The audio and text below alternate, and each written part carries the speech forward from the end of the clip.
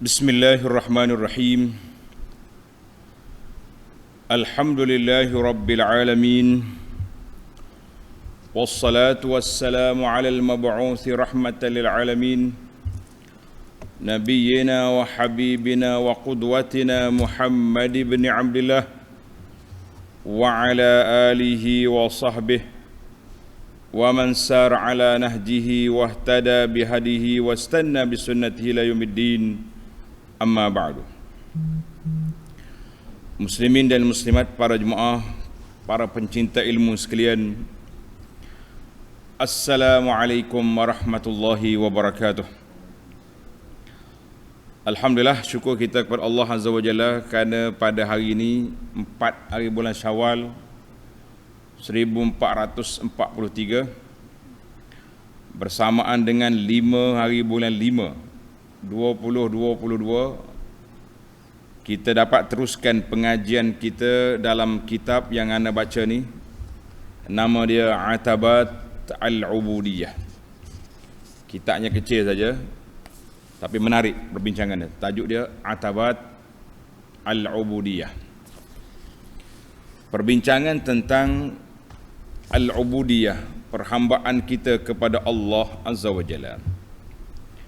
Kita sebagai seorang manusia, sebagai orang yang beriman, sebagai orang yang mencintai Al-Quran, mencintai sunnah Nabi sallallahu alaihi wasallam,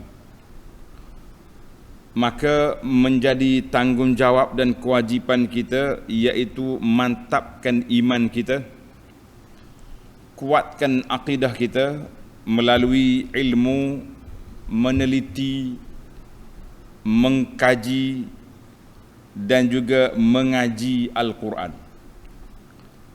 Biasa masyarakat ni kalau sebut mengaji, mengaji Quran tu, dia kata mengaji tu mengaji. Tapi kita ada satu lagi ilmu yang kita kata mengaji Al-Quran dengan makna kita nak memahami isi kandungan Quran. Bukan sekadar mengaji dengan makna baca, tidak tahu makna, tidak tahu maksud. Walaupun ianya berpahala, tetapi maksud ataupun matlamat besar kita baca Quran itu iaitulah nak memahami isi kandungan, kerana dia Quran itu adalah merupakan kalamullah, kata-kata Allah kepada kita. Allah Ta'ala buat tu Quran untuk siapa? Untuk kita, supaya kita dapat memahaminya, mentadabburnya dan juga beramal dengan isi kandungannya. Kalau setakat baca saja boleh pahala, tapi orang panggil bau gias satu. Hak baca dengan tak baca, baik hak baca. Hak baca Quran, hak dapat faham, kita kata naik taraf yang kedua. Yang faham, yang beramal, itu yang orang panggil matlamat yang besar. Maka para jemaah sekalian, itulah tanggungjawab kita dengan Al-Quran. Tajuk yang kita bincang di sini dipanggil Al-Ubudiyah Sibghatullah. Ciri-ciri kehambaan itu adalah merupakan sibghah. Sibghah ni kalau kita nak terjemah, dia jadi macam celupan. Kita ambil kain ni, kita celup nak jadi warna apa. Oh, saya nak kain saya ni warna kelabu, nak jadi warna hijau. Kita ambil kala warna hijau, masuk dalam tu. Itu dia panggil sibghah, makna celup. Ini berdasarkan firman Allah Ta'ala dalam surah Al-Baqarah. Tuan-tuan, tanda surah Al-Baqarah. Surah Al-Baqarah ayat 138. Ini dia panggil ilmu tadabbur. Kita walaupun tazkirah kita tajuk ubudiyah, tapi masih lagi dalam skop tadabbur Quran. Para jemaah pencinta Al-Quran, buka surah Al-Baqarah ayat 138. A'udzu billahi minasy syaithanir rajim. Sibghatallah wa man ahsanu minallahi sibrah wa nahnu lahu 'abidun. Sibghatullah wa man ahsanu minallahi sibrah wa nahnu lahu 'abidun. Ada 3 perkara di sini. Tengok dalam terjemahan yang ada pimpinan, terus dengan buka pimpinan dia. Katakanlah, wahai Muhammad sallallahu alaihi wasallam. Allah Taala perintahkan kepada, sebelum daripada ayat sibrah tu, dalam bahasa ini dia sebut sibrah dengan makna celupan. Sibrah dengan makna celupan. Apa yang kita nak celup di situ? Sibghatullah wa man ahsanu minallahi sibrah. Katakanlah, wahai orang-orang yang beriman, agama Islam yang kami telah sebati dengannya, agama Islam yang kita anuti ini, yang kita pegangi ini, ialah sibrah. Dalam kitab mana-mana tafsir, sibrah disebut dengan mana celupan. Celupan Allah yang mencorakkan seluruh kehidupan kami dengan corak Islam. Itu makna sibrah. Dan siapakah yang lebih baik celupannya daripada Allah? Kami tetap percayakan Allah, dan kepadanya lah kami beribadat. Itu dia panggil sibrah. Muslimin dan muslimat para jemaah sekalian, Allah SWT telah nyatakan dalam ayat yang kita baca ini, sebelum daripada ayat 138, kita kena naik dulu atas. Ayat 136, qulu amanna billahi wa ma unzila ilaina wa ma unzila ila Ibrahim wa Ismaila wa Ishaqa wa Yaqub wal asbat wa ma utiya Musa wa Isa wa ma utiyan nabiyyuna min rabbihim la nufarriqu baina ahadin minhum wa nahnu muslimun fa in amanu bimithli ma amantum bihi faqad ihtadaw wa in tawallaw fa innama hum fi shiqaq fasayakfikahumullah wa huwas samiul alim. Maknanya ayat 136, Allah perintahkan supaya kita nyatakan keimanan kita kepada Allah dan juga Al-Quran yang diturunkan kepada Nabi sallallahu alaihi wasallam dan juga kitab-kitab yang terdahulu. Berapa nama disebut tadi? Ibrahim, Ismail, Ishaq, Yaqub, Asbah, Mu'utiya Musa wa Isa. Ini banyak, beberapa orang Nabi telah disebut. Kemudian barulah sampai kepada ayat kita ini, sibghatullah. Itulah agama, pegangan, gaya hidup, cara yang Allah Ta'ala anugerahkan kepada kamu. Maka di sini para ulama telah berbahas tentang ayat 138 ini.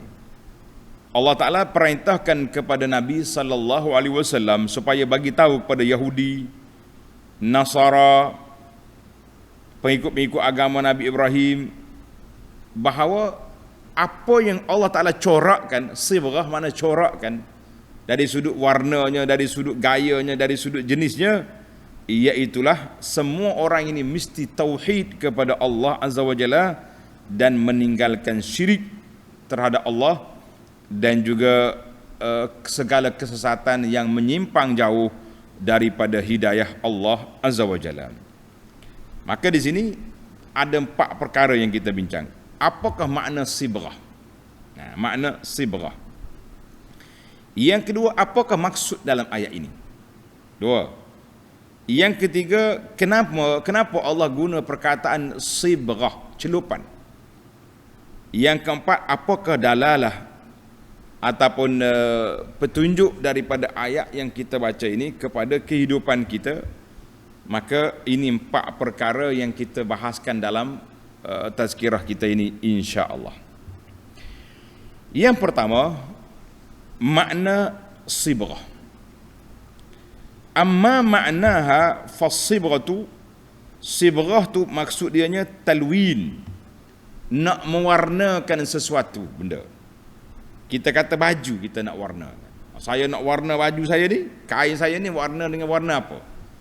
Pilihlah warna yang kita nak, merah, kuning, hijau, kelabu, daripada warna ni, mencorakkan dia. Maka kita ambil warna, kita pun letak dalam apa ni, ambil kain kita ni celup dalam tu. Itu makna sibrah. Sebab apa? Sebab bila kita celup dalam warna color ni, maka dia lekat menjadi sebati. Kain ni daripada warna yang ada sekarang bertukar kepada warna merah. Itu makna sibrah, celupan. Celupan warna. Tapi apakah maksud celupan di sini? Celupan apa nak celup ni? Wal muradu minha, maksud daripada celupan itu apa dia? Iaitulah dinullah, agama Allah, syariat Allah Ta'ala, dan keimanan kita kepada Allah. Kita nak dia sebati dalam jiwa kita. Sebab tu Allah gambarkan dengan perkataan sibrah, celupan. Bila celup, warna tu lekat. Lain kalau kita ambil apa-apa color kita cat sini, mula jadi dia cabut. Nah, kalau kita ambil kain ni, kita pun ambil lekat warna ke sini, lepas kita basuh hilang. Tapi bila sudah dicelup, warna tu sebati. Tapi walaupun sebati, dia boleh pudar, dia boleh jadi lusuh. Ini tanggungjawab kita, supaya kalau pudar, celup balik, kalau lusuh, jaga semula. Maka fayakunul murad minal ayah, maksud daripada ayat ini, saraddin, agama itu menjadi satu tabiat dalam hidup kita ini, seolah-olah seperti kain kita telah bertukar warna daripada kuning kepada merah, daripada warna kelabu kepada warna hijau. Kita kata itulah makna sibrah. Sahabat-sahabat Nabi radhiyallahu anhum, sebelum daripada mereka mengucap dua kalimah syahadah, gaya hidup dia berbeza. Dia panggil masa tu zaman jahiliah. Berbezalah gaya hidup, kan? Duduk macam-macam lah. Jahiliah ni, dia punya nama dia pun jahiliah. Tapi bila sudah disibrah, sudah dicelup dengan keimanan, bertukar watak jauh sama sekali. Daripada syirik kepada tauhid, daripada kufur kepada iman, daripada jahiliah kepada Islam, daripada duduk mengarut sana sini kepada keimanan, kepada taufik, kepada sunnah Nabi SAW, kita mengatakan sudah sebati dalam jiwa. Maka di sini timbul lagi soalan, sebab kenapa agama dibandingkan dengan celupan, sibrah? Kenapa? Sebab apa Allah Ta'ala bandingkan kepada kita ayat ini, agama itu dengan satu celupan, satu sibrah? Sebab apa dibandingkan? Tuan-tuan tanda, menarik ni. Sebab kita baca ayat saja, duk main celup apa ni, celup apa, duk main celup apa. Kita kadang-kadang bila tengok sathi, tak faham, jadi tak tahu maksud.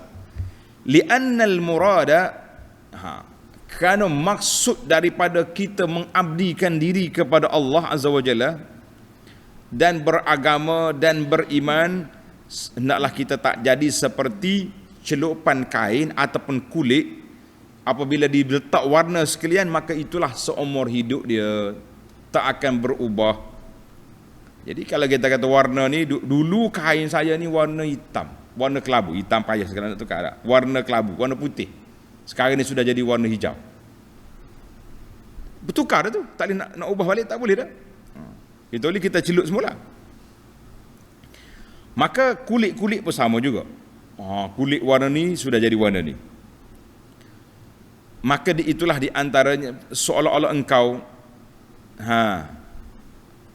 bila kita masuk dalam masjid, di atas kain, dalam tubuh kita ni ada baju yang berwarna apa saja pun, maknanya baju kita tu melekat pada kita, tak keluar daripada kita.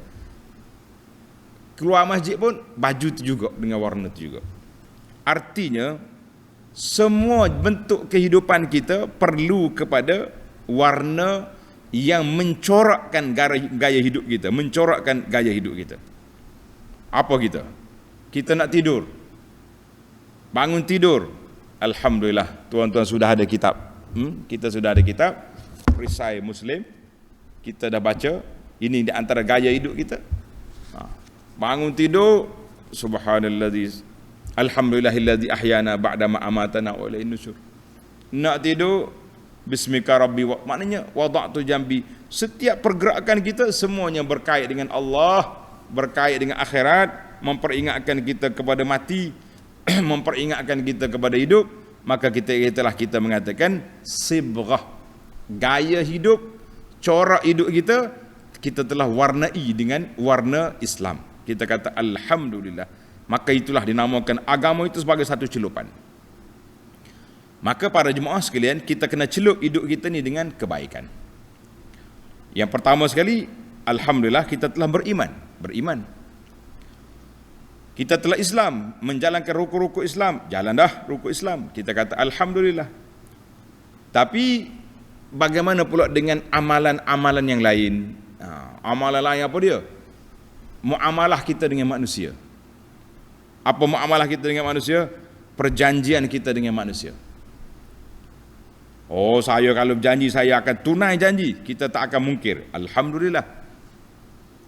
Habis bagaimana kita dengan manusia? Jumpa dengan orang, senyum tak senyum. Orang bagi kepercayaan kepada kita, menjadi satu orang-orang yang aman. Maknanya semua kehidupan telah berubah. Daripada seorang yang biasa menjadi seorang yang amin, orang yang amanah, pemegang amanah. Pemegang amanah maknanya kita tidak tipu orang, kita tidak terkelentur orang, kita tidak macam-macam putar belik kepada orang. Satu lagi, masalah lisan, masalah lidah kita. Kita tidak orang maki orang, cerca orang. Ni tidak ni kadang-kadang boroh sangat kita ni. Kata ke orang mudah-mudah, tiba-tiba bila jadi benda lain pula dia yutan balik. Jadi Allah, orang dengar apa serabut dia kata apa dia ni bercakap. Sebab itulah pendakwah kena jaga mulut dia, jangan duduk senang-senang. Mudah-mudah nak maki orang, nak kata uduh orang mudah ya. Tapi bukan itu sibghah yang dikendaki oleh Islam. Tapi kalau orang itu sudah sebati dengan dia, sudah sibghah dia, bercakap kutuk orang ya. Dia tak kira speaker dalam masjid ke, speaker dalam dewan rakyat, dewan serbaguna ke, speaker dalam parlimen ke, speaker di mana dia jumpa cakapan dia memang begitu, kan itulah dipanggil sibghah. Bagi kita faham makna sibghah ni satu benda, satu tabiat yang sebati dengan hidup manusia. Baik. Dilalatul wasf bis-sibghah. Maknanya Allah Taala dalil kepada ayat ini menunjukkan bahawa manusia ni ada dua tabiat. Satu dia panggil tabiat yang zahir, satu lagi tabiat yang batin. Tabiat yang batin. Sebagaimana kain yang telah kita celup, kiri kanan dalam luar semuanya bertukar warna. Kalau kita sekadar kita cat ya, luar ya warna ni, belakang warna lain. Kita nak zahir dan batin. Sebab tu dia tak kata mewarnakan. Allah tak kata mewarnakan lah, dia kata sibghah, mana celup. Zahir dengan batin mesti serentak. Zahir dan batin mesti sekali. Demikianlah iman. Seorang manusia itu beriman kepada Allah Azza wa Jalla, maka dia nak iman iaitu zahirnya beriman dengan solatnya, dengan jaga penampilannya, dengan jaga perjanjiannya, dengan jaga segala tutur katanya. Dan yang batin pun sama juga, ikhlas, tidak riya, buat kerja kerana Allah Azza wa Jalla, tidak ada sifat takabur, sifat sombong tidak ada. Maka itulah dia kata manusia yang telah beriman kepada Allah Azza wa Jalla. Maka di sini kita nak tak terlalu tinggi, mendalam balaghah yang Allah Taala gunakan sibghah, celupan itu sendiri. Maka di sini terserlahlah kepada kita para jemaah sekalian satu juzuk daripada suasana keadaan al-ubudiyah, suasana perhambaan kepada Allah Azza wa Jalla. Bila kita kata aku mengabdikan diri kepada Allah, maknanya zahir dan batin. Kita jangan samakan undang-undang Allah dengan undang-undang jalan raya. Jangan sama. Undang-undang jalan raya kita terima, kita akur. Bila diperintahkan, sini 60 km sejam, kita perlahan lah kalau ada orang tunggu kat tepi jalan. Tapi kalau tak ada orang tunggu, macam mana? Oi, 120 dia lagi, 160 dia pusing kat situ. Kalau kena saman, dia bayar ke tak bayar? Bayar. Tapi lepas bayar tu apa tak kata? Itu berbeza. Kita naknya bila kita keimanan kita ni seperti kita bayar zakat. Bila kita bayar zakat, kita rasa tanggungjawab kita dengan Allah Azza wa Jalla nak membantu orang pakai miskin. Alhamdulillah aku dah tunaikan zakat untuk tahun ni. Gembira kita sebab keluar zakat. Tapi kalau kita pergi bayar saman, agak-agak apa tak cakap. Alah, apalah rugi 300 pagi ni. Tak nampak kamera tadi tu. Lain macam dia punya bunyi. Maka kita nak keimanan kita kepada Allah Azza wa Jalla zahir dan batin sama. Yang kita buat secara zahir, batin kita terima. Ini undang-undang Allah Ta'ala menghalalkan, kita kata Alhamdulillah. Ini undang-undang Allah Ta'ala kata mengatakan haram, kita kata Alhamdulillah, aku akur, kita terima, kita tak langgar, sebab Allah Ta'ala yang perintahkan. Itu yang dikatakan zahir dan batin. Jangan ada yang zahir terima, batin tak terima, itu tidak. Maka perasaan kita, perasaan beragama itu mesti dibawa ke semua tempat. Awak pergi masjid kerana Allah. Kita nak pergi haji, pergi umrah kerana apa? Kerana Allah. Jangan duk mikir Allah seronok lah aku lepas balik haji ni. Apa? Orang panggil Pak Haji, orang panggil Mak Hajah, orang panggil berasa sedap hati sebab nama-nama, label-label, title-title gelaran sudah dapat di tangan. Maka bila kita nak pergi haji, kita akan melalui dua fasa keadaan. Fasa yang pertama, kita akan banyak guna keuangan, duit, belanja, besar juga belanja. Fasa yang kedua, suasana kehidupan berbeza. Mula-mula sampai Mekah, pakcik bilik ni, makcik bilik ni. Aduh, kitanya 40 tahun dah tak pernah berpisah dengan bini. Mari kena duduk asing-asing pula. Nak duduk sama boleh, belilah pakej mahal. Tak? Tapi nak ceritanya macam tu. Sampai di sana pula nak makan pula kena beratur. Kita di rumah makanan dihidang. Nak masuk masjid pula, Allah, macam-macam lah. Maka di situ kita kena rasa, aku datang ini semata-mata kerana Allah, nak mengabdikan diri kepada Allah, susah senang, itu adalah merupakan ujian kecil dalam perjalanan. Jangan kata Allah ni aku malah mari haji ni. Banyak cabaran, banyak benda susah, banyak. Maka kita mengatakan ini satu cabaran yang berat. Maka di sini ayat ini, kata ulama tadabbur, kata ayat ini mengajar kepada kita para jemaah sekalian satu makna yang perlu kita ubati dalam jiwa kita ini, iaitulah mesti menjaga yang zahirnya dan yang batin. Kita kena jaga yang zahir dan yang batin. Jangan jaga zahir saja comel. Masya Allah. Zahir comel dia. Jubah dia pun lawa, piyah dia pun comel. Tasbih dia pun tak mudah, gatal. Tak ada gatal di tangan, gatal di tengkuk lagi. Besar tasbih. Tapi itu dia panggil mazahir. Satu sifat zahir yang kita nampak, yang terselah. Maka yang kita nak betul-betul para jemaah sekalian, iaitulah nak jaga yang zahirnya, yang jaga, tapi yang batin itu lebih besar. Kita hari ini lebih kepada jaga yang mazhar, dia panggil. Yang mazhar tu sifat-sifat yang zahir. Sekali orang tengok nampak hebat dia tu. Tengok kau kain serba dia pun 2-3 lapis ada. atas kepala lagi, atas bau lagi. Hok buat lapik solat lagi tu. Tasbih dia tak pada pulah tangan, gatal di tengkok lagi. Mana itu dia panggil mazhar, yang nak menampakkan kita tu ahli ibadat. Nak pada zahirnya orang tengok memang orang kagum dengan kita. Orang rasa Allahu akbar. Tetapi yang kita bimbangnya ihmal a'malil qulub. Yang zahirnya sudah jelas, tetapi kita cuai daripada menjaga amalan yang batin.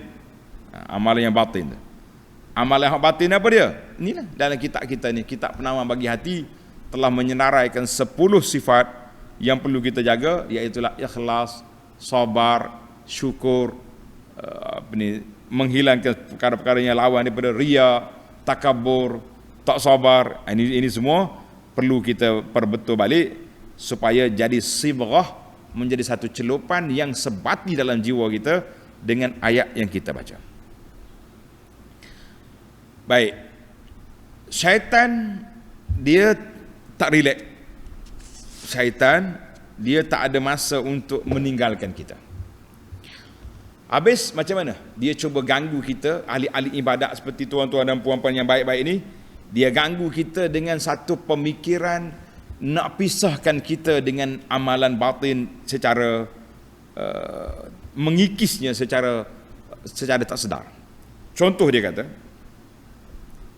berbezanya amalan yang zahir dengan yang batin. Sepatutnya, ini contoh yang pertama, sepatutnya kita umat Islam ini lebih mengimarahkan masjid. Apa dia makna imarah masjid? Masjid kita ni diimarahkan dengan apa? Dengan solat berjamaah yang begitu ramai, dengan ada kelas pengajian, kelas tadabbur Quran. Orang duduk dalam masjid masing-masing duduk bergerak tangan, duduk berzikir subhanallah, subhanallah, subhanallah. Bukan lepas solat pakat duduk cari kawan, duduk buah-buah kan contohnya. Nak menghilangkan kelemahan tadi, syaitan kata beginilah, untuk nampakkan kita ni nak kepada masjid, nak kepada menjaga betul-betul jaga masjid, imarah masjid, dengan apa? Dengan zakharif al-masajid. Mari kita kumpul duit banyak-banyak, 1 juta, 2 juta, sampai nak buat menara ke, nak buat atap, buat kubah masjid pun sampai 1,5 juta kita kata contohnya. Maka kita pun bangga, masjid kami ni 5 juta. Dia punya lampu chandelier, lampu najafah dia panggil, perhiasan saja pun harga berapa ratus ribu. Tapi orang solat dalam masjid, Masya Allah, tabarakallah, boleh bilang dengan jari, tak ada orang. Aktiviti masjid ada. Mari musim maulid kita panggil penceramah yang tersohor. Tapi hari-hari lain kosong. Sebab apa? Dia panggil, inilah yang kita kata lebih mengambil yang zahirnya, tapi sepatutnya imarah masjid itu dengan makna memakmurkan masjid dengan orang solatnya, dengan ilmunya, tapi kita duduk sibuk dengan duduk besar ke masjid, dengan duduk perhiasan masjid. Karena itulah seorang tuan guru, tuan syekh, bila orang sibuk nak hias masjid, dia kata apa? Mengenyangkan as-sajid lebih baik daripada menghiasi masjid. Mengenyangkan orang sajid. Maknanya kita beri penuh ke orang dalam masjid kita ni, biar orang solat banyak. Baik. Contoh yang kedua, apabila kita malas nak tadabbur Quran, tak boleh tadabbur Quran. Kita ni, geng kami ni pencinta Al-Quran. Pencinta Al-Quran. Kita ada grup baca Quran, grup taranum Quran, grup berlagu Quran sampai merah muka. Kata orang Kelantan, tubik orang semerih. Orang semerih kat sini. Kalau sekali berlagu tu kan, tubik orang semerih. Punya semangatnya. Tetapi bila orang ajak tadabbur Quran, tak boleh. Ini ulama je boleh. Sebab itulah yang disekat. Cara syaitan nak jauhkan kita daripada Quran dengan cara mana? Dengan cara menyekat manusia daripada memahami Al-Quran. Berani awak kata kita ni tak sayang Quran. Kami ada grup ngaji Quran lah. Grup online pun ada, grup Zoom pun ada, grup ni ada, tapi kita tidak ada grup tadabbur Quran, grup mengaji Quran, grup memahami Quran. Kita kata ini juga satu kepincangan. Sedangkan Al-Quran itu turun supaya dijadikan sibrah, dijadikan satu gaya hidup kita. Tapi kalau kita baca saja tu boleh pahala, jangan marah pula. Isu yang ketiga, sepatutnya bila kita solat kita khusyuk. Bila kita tak boleh nak khusyuk, kita memperbanyakkan rakaat. Oh, saya maya banyak rakaat satu hari, tapi nak cari 2 rakaat yang kita solat tu bak khusyuk, tak masuk lain. Ini kita mengatakan ini di antara yang kepincangan yang berlaku. Kita diminta supaya bertasbih, memuji Allah dengan kepahaman yang baik. Nih, contohnya kita kata kita ada zikir 4 kalimah. Saya dah bagi pada tuan-tuan dan puan-puan zikir 4 kalimah. Subhanallah, alhamdulillah, wala ilaha illallah, wallahu akbar, wala haula wala quwata illa billah. Sepatutnya setiap kalimah itu dipahami. Apa makna subhanallah? Apa makna alhamdulillah? Apa makna la ilaha illallah? Apa makna Allahu akbar? Apa makna la haula wala quwata illa billah?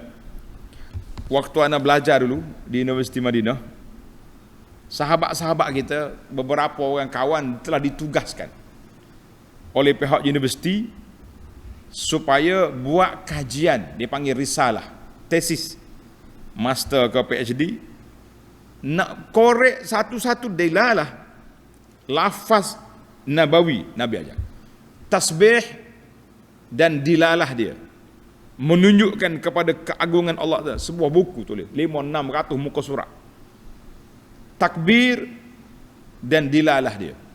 Semua tesis tu ada, boleh pergi tengok dalam internet pun ada. Oh, dia kata sibuk duk mengaji. Kita ni setiap hari 10,000 zikir. Subhanallah, subhanallah, subhanallah, la ilaha illallah, Allahu akbar. Akhir sekali, oleh kerana tak cukup 1,000 ni panjang, kita peringkahkan sikit daripada subhanallah kepada Allah, Allah, Allah. Panjang tu, habis hu pakai jadi gitu. Tengok dia lari daripada tajuk asal. Sebab kalimah asal Allahu akbar, dia punya dilalah dia punya kepahaman dia punya isi dia cukup mantap. Tapi kalau mari hu tak tahu apa makna hu. Oh, takwil sana sini, kona sana sini, kita mengatakan itulah manusia apabila lari daripada sunnah Nabi, daripada sibrah, tak mau mencetak, mencorakkan hidup kita dengan ajaran sunnah Nabi SAW, maka kita akan jumpalah benda-benda yang baik. Oh, tapi dia kagum, oh kami ni ahli zikir 10,000 sehari zikir, tak tahu apa.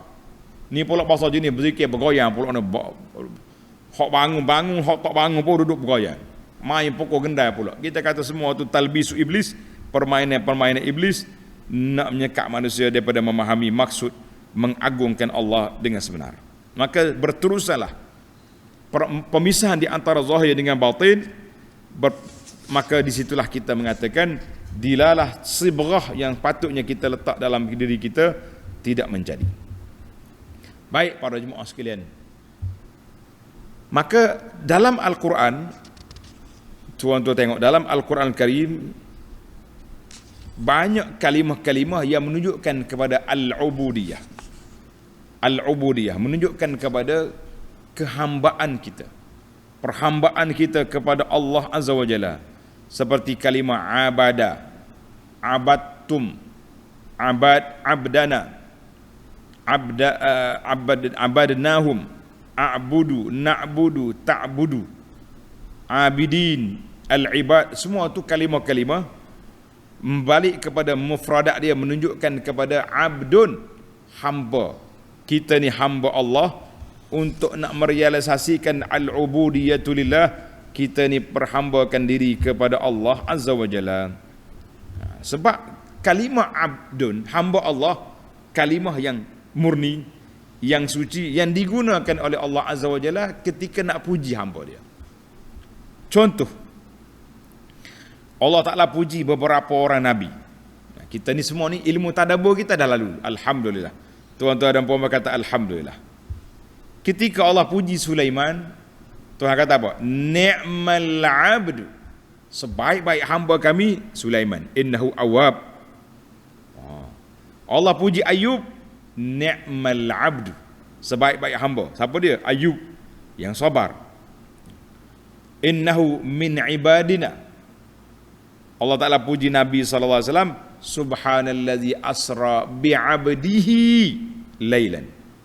Segala puji bagi Allah yang telah memperjalankan hambanya pada satu malam. Surah Al-Isra ayat 1. Surah Al-Kahfi ayat 1. Alhamdulillahillazi anzala ala abdihil kitab. Segala puji bagi Allah yang telah memperjalankan hambanya. Anzala, menurunkan kitab kepada hamba dia. Jadi Allah Ta'ala guna perkataan abdun dan kepada hamba dia ketika dia puji mana-mana Nabi dan Rasul-Rasulnya alaihimussalatu wassalam. Maka ketundukan kepada Allah Azza wa Jalla, al-ubudiyah lillahi ta'ala, bukan kita saja. Allah Ta'ala kata-kata makhluk manusia dengan jin saja, tidak. Semua makhluk ini khudu', tunduk, akur kepada perintah Allah. Dia panggil ubudiyatul kainat. Ubudiyah al-kainat. Perhambaan bagi semua makhluk. Kalau tuan-tuan nak tengok cerita ubudiyatul kainat ni, tengok dalam kuliah yang ana dah sampaikan, tajuk dia ubudiyah perhambaan segala makhluk. Ada kuliah kita ni. Kita sebut angin. Angin kadang-kadang dia berputar tu, dia beribadat kepada Allah Azza wa Jalla, tapi ibadat cara dia nya memutar mari kena kita cabut rumah. Dia beribadat.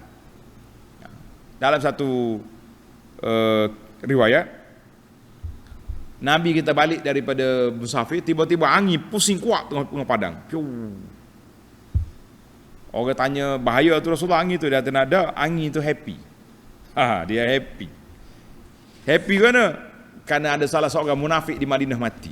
Angin tengah padang pasir berpusing. Kerana apa? Kerana suka dia munafik mati. Subhanallah. Kita ini dah munafik mati ke siapa mana kafir mati pakat duduk happy, pakat duduk sedih belaka. Tengok al-ubudiyatulillah. Burung-burung yang berkicauan, ayam berkukuk, tasbih kepada Allah Azza wa Jalla. Walakin la tafqahun. Kita yang tak tahunya. Kita pergi kepada alam malaikat, alam atas. Malaikat kerja dia bertasbih. Innal ladzina 'inda rabbika la yastakbiruna an ibadatihi wa yusabbihuna. Dalam surah Al-A'raf, malaikat duk tasbih. Semua benda tasbih. Sabbahalillahi ma fis samawati wal ardh. Bertasbih memuji Allah semua benda yang di langit dan di bumi. Nak kata surah Al-Hadid. Nabi kata apa? Bila seorang nabi dia pergi bakar sarang semut. Semut ni dia lalu, semut ni gigit dia. Dia apa? Ambil api bakar. Nabi kata, halla namlah. Allah Ta'ala tegur Nabi tu. Halla namlah. Patut mau ambil seekor semut tu yang membunuh. Membakar semua ummah tusabbihullah. Membakar semua ni umat yang sedang bertasbih kepada Allah Azza wa Jalla. Hadis ni dalam Bukhari. Nak kita nak kata apa? Burung-burung, ikan-ikan semua duk ngak-ngak dalam air tu bertasbih kepada Allah Azza wa Jalla. Tapi apa boleh buat, kita manusia ni tidak faham. Manusia nampak tasbih juga, ada tasbih gatul, tasbih tekok. Ada setengah orang ni hulu dia kepada buah tasbih dia tu. Mungkin dia tokai tasbih, kena kayu kokar pula. Dia kata pegang tasbih tangan tu boleh pahala dah, menandakan kita nak bertasbih. Belum tentu. Tuan-tuan kena tengok orang Arab ni tasbih duk tangan dia tu.